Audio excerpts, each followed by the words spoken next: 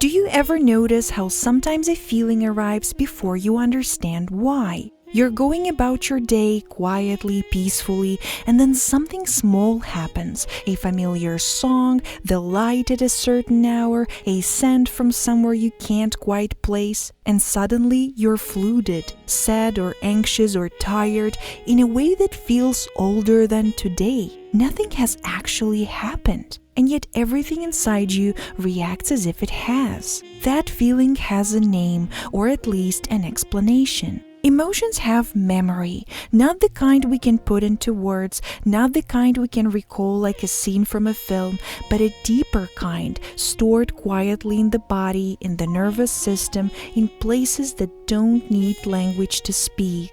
This is called implicit emotional memory. It lives below our conscious awareness, and it holds with remarkable precision the emotional charge of experiences we have lived, especially the ones that were overwhelming, confusing, or too much to process at the time. Psychology tells us that our brains store experience in two distinct ways. There is explicit memory, the stories we can tell, the timelines we can trace, and there is implicit memory, the body's record, the felt sense, the echo that returns not as a thought, but as a feeling. When something in our present moment matches the emotional fingerprint of an old experience, the same quality of light, the same tone in someone's voice, our nervous system recognizes it and it responds not to now, but to then. And this means something important. Not every wave of sadness that moves through you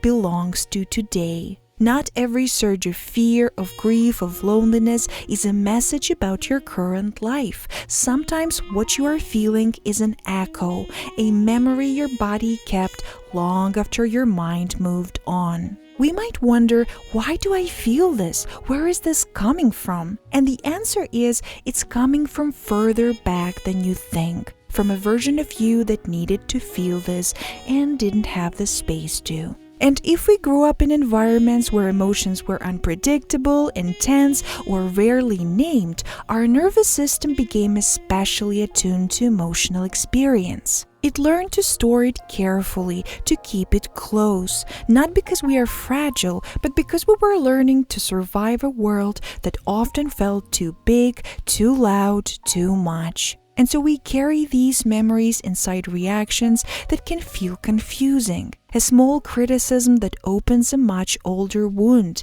A moment of silence that feels like abandonment. A wave of exhaustion that belongs perhaps to a much younger you. These emotional echoes are not weaknesses, but they can feel like emotional overwhelm, sudden floods, sudden emotional triggers we can't explain. And so we blame ourselves. We think, I am too sensitive. I should be over this by now. But that is not what it seems. Your nervous system is simply holding something it never had the chance to release. And knowing this changes something, because when a feeling arrives without a reason, you can begin to meet it differently, not as a problem to solve, not as proof that something is wrong with you, but as a message from a part of you that still needs gentleness.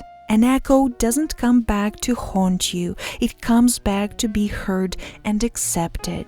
So next time when a feeling arrives without a reason, let it arrive. Sit with it the way you would sit with something small and tired that just needed a place to rest. You are safe enough now to feel what you couldn't feel then. And that, quietly and slowly, is how real healing begins. Thank you for watching. Don't forget to like and subscribe for more care right here on this channel.